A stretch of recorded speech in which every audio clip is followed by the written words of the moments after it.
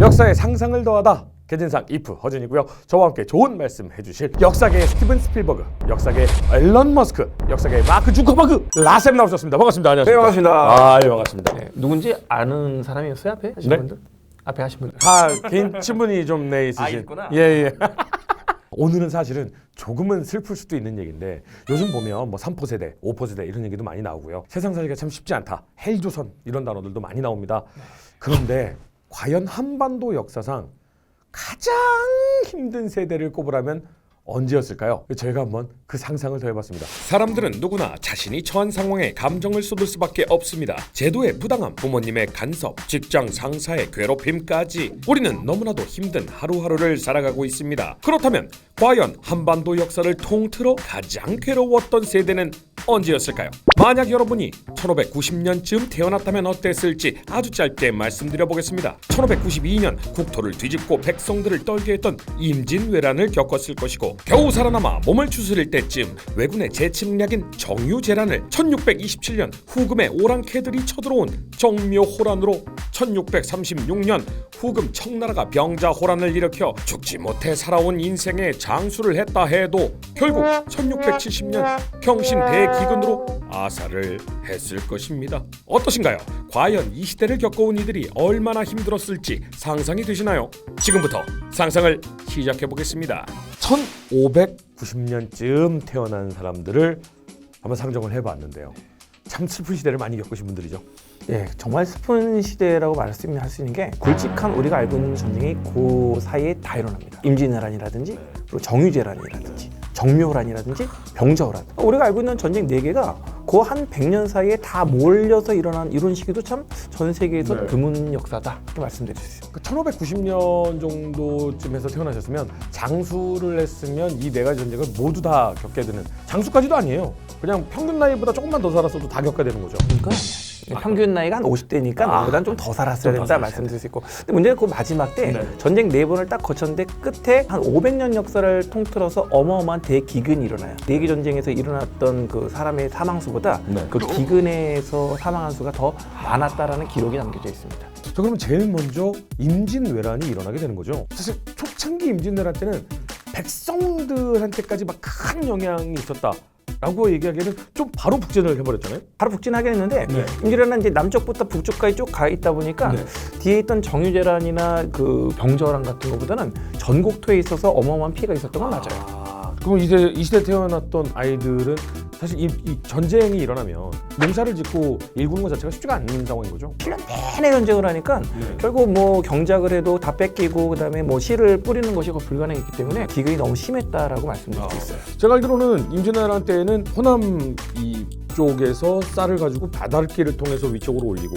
중심부에서는 일본 왜군들이 국민들의 이 쌀과 식량들을 다 뺏어가고 어떻게 살아요? 그러니까 사실은 이제 전라도 지역에 있어서 이제 쌀을 갖다 뺏어서 불량미를 갖다 공급하는. 그러니까 사실은 일본 애들이 뭐 물자를 가지고 오는 것은 아니잖아요. 그래서 이제 여기서 공급을 하겠다고 했는데 이순신장군이 전라도를 보호함으로써 사실 전라도는 수탈이 안 됐어요. 그것이 다시 이 도요토미 히데요시라는 그 친구는 아니고 도요토미 히데요시라 그냥 놈이라고 할까? 악마라고 할까? 예.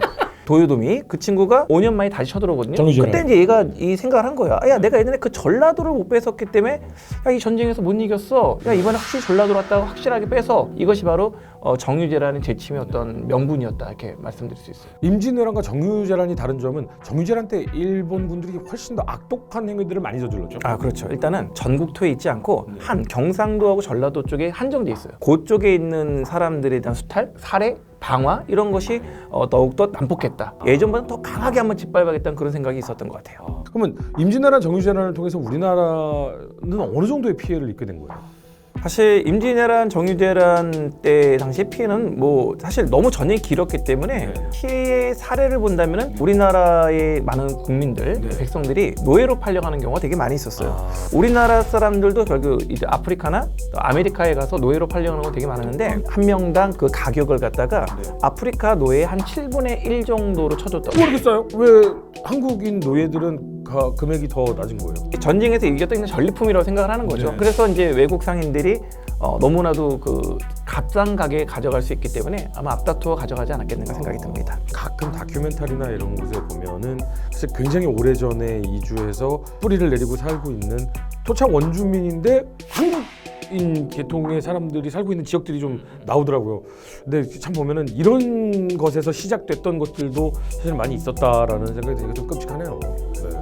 그러면 이제 초등학교 시절에 겨우 살아남았어요. 네, 임진왜란 정육제란을 거쳐서 잘 살아남았어. 이제 조금 살만하니까 북에서 내려오죠. 이제 다시 그 여진족이 만든 나라죠. 후금이란 나라가 쳐들어옵니다. 우리나라를 갖다가 뭐 정벌해서 완전히 그 우리나라를 갖다 뭐 수탈하겠다 이런 게 목적이 아니었어요. 형제 관계임을 인정하고 그 명나라라는 그런 나라하고 좀 관계를 끊고 그냥 우리하고 좀 친하게 지내자라는 것이었는데요. 광해군 입장에서는 굉장히 영특한 외교를 했었죠. 명나라는 이제 결국 지는 해고 후금은 굉장히 떠오르는 어떤 해와 같은 거니까 여기서 좀 등거리 외교를 좀 해야겠다라고 했던 부분이 있었는데 이게 이제 조선의 사대부 입장에서는 이해가 안 가는 거야. 철저하게 명나라는 은혜는 아버지 은혜 같다. 어떻게 광해군이 너가 이런 식으로 중립외교로 해서 우리를 도와준 명나라를 배신하고 후금하고 이렇게 적절한 외교를 하냐. 이것 때문에 그래서 반정이 일어나는 거예요. 반정이 일어나죠. 후금에서 내려왔을 때, 그러니까 이 호란 당시에는 완전히 공격해서 짓밟으려고 온 게 아니라 너 내가 까불면 혼내줄 거야, 본때를 보여줄 거야라고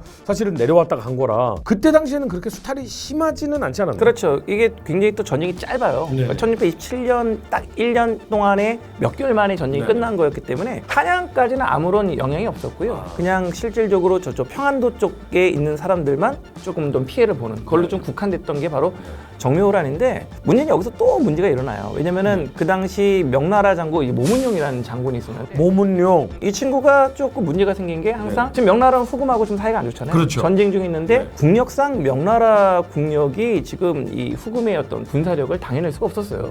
근데 이제 모문용이 호언장담을 하는 거죠. 우리나라 앞에 그 가도라는 섬에 와가지고 야 내가 그 후금의 군대를 내가 다 정벌하겠어. 근데 문제는 우리 입장에서는 안 도와줄 수가 없는 거죠. 근데 걔네가 요구하는 그 쌀이 한 해에 몇만 석이었다고요. 그거를 갖다 주는데 문제는 뭐가 있냐면은 후금 입장에선 이거죠. 아니 니네는 왜 지금 우리 금나라를 배척하는 그 모문용이라는 그 장군을 니네가 도와줘. 또 이것 때문에 결국은 내려와서 싸우는데 문제는 모문용이라는 그 군대가 들어와서 우리나라에 있던 많은 사람들을 또 수탈하고 또 핍박하는 일이 벌어진 거예요. 우리를 도와주러 왔다는 이 군대가 오히려 지금 다 수탈을 하는 거야. 우리 집 와서. 이럴 바에는 차라리 후금한테 얘가 그냥 아예 차라리 졌으면 좋겠다는 생각을 할 거 아니에요. 결국 우리 스스로 우리나라를 지키지 못하면 우방은 있을 수 없다. 정묘호란 때는 그나마 빨리 쳐들어와서 수탈이라든가 뭐 정복이라든가 이런 건 사실 별로 없었는데 진짜 무서웠던 거는 병자호란이었죠. 네, 병자호란이죠. 병자호란 같은 경우는 이제 후금이 나라 이름을 청으로 바꿔요. 홍타이지. 우리가 홍타시라고 불렀던 이 친구가 황제가 됩니다. 그러면서 뭐라고 하냐면 이제는 명나라를 황제로 섬기지 않고 나를 갖다가 아버지로 섬기라는 이제 군신 관계를 맺을 것을 요구하죠. 우리나라에서 당연히 압도적으로 야 이럴 순 없다. 싸우자는 주전론이 우세하게 되면서 뻔히 질 거라는 걸 알았어요. 그 자존심 때문에 싸워야 되는 이런 전쟁이죠. 여러 가지로 굉장히 많이 이제 힘들었던 고시기라고 얘기를 드릴 수 있고요. 근데 여기서 사실은 이렇게 정말 힘들게 그래도 살아남으신 분들 있잖아요. 그렇죠. 근데 결국 기근은 피하지 못하셨겠죠. 정신대의 기근이라는 것이 저도 조금 생소해서 한번 찾아봤는데 이게 엄청난 그 기근이라고 결국 표현이 돼 있더라고요. 실로 수백 년 이래 이런 재난을 볼 수 없었다고 얘기합니다. 이게 어디 나와있냐면은 그 현종실록 10월 15일자에 나와 있는 사실 실록에 나와 있는 기록이에요. 이게 어떻게 죽냐면은 일단 가뭄이 들어요. 근데 우박 맞아봤어요? 우박이요? 뭐 조그만한 네, 거는 근데 저는 어렸을 때 우박을 몇 번 본 적이 있는데 진짜 한 요만한 우박은 본 적이 있었던 것 같아요. 근데 오리할 만한 우박이 내려서 어린 아이 4살짜리 아이가 그 우박에 맞아서 죽었다라는 기록이 남아 있습니다. 오리할 만한 거 우박이 떨어지면 죽죠. 근데 그걸로 끝난 게 아니에요. 그렇게 가뭄과 우박이 있었는데 그 다음 뭐가 오냐면 메뚜기 떼가 와요. 메뚜기 떼 요즘 그 아프리카에서 창궐한 거 봤죠. 하루에 뭐 3만 5천 명이 먹을 수 있는 식량을 먹어야 된다고 하더라고요. 근데 이 메뚜기 떼가 창궐해서 이 나라의 그 식량을 그나마도 없는 식량을 다 먹어대요. 우리나라에? 그리고 또 뭐가 오면 그 이어서 태풍이 와요. 아 그래요? 태풍에 이어서 전염병이 들어오고요. 지금 제가 이야기 드렸던 게 있잖아요. 이게 1년 사이 다 일어나요. 와. 그러니 뭐 살아갈 수가 없어서 우리 역사학자들이 추정했을 때 한 100만 명 정도가 아마 근데 100만 명을 여러분들 뭐 죽었나 보지라고 생각하는데 그 당시 조선의 인구가 얼마인 줄 아세요? 1000만 명이나 됐을라나요? 이때 조선의 인구가 한 520만이에요. 500만 조직에 100만이요? 그러니까 한 집당 한 명 가까이 죽었다는 거잖아요. 그래서 아마 지금 우리 허준 씨가 얘기했던 것처럼 임진왜란과 병자호란이랑 그런 엄청 전쟁에서 살아남았다면 한 80 정도가 됐을 80 거예요. 정도 됐죠. 이 기력이 다 쇠했는데 이런 엄청난 또 재앙을 맞이하면서 아마 살아가긴 쉽지 않았을 거다 생각이 듭니다. 여러분, 징기스칸이 남긴 기록이라든가 빌 게이츠가 했던 말이라든가 뭐 남의 나라에서 찾을 거 있습니까? 우리 굉장히 힘드신 분들 많이 있고 어려움에 겪으신 분들 많이 있을 겁니다. 그런데 여러분 1590년에 태어났다고 생각해 보세요. 우리 모두 힘내서 우리 조상님들이 이렇게 오랫동안 지켜오시고 발전시킨 대한민국 국민으로서 훌륭한 나라가 될 수 있도록 더 노력했으면 좋겠습니다. 오늘 정말 어떻게 보면 가슴 아픈 이야기긴 하지만 다시 한번 마음을 다잡는 기회가 되지 않았나라는 생각이 듭니다. 라쌤 오늘도 감사합니다. 수고하셨습니다. 네, 감사합니다.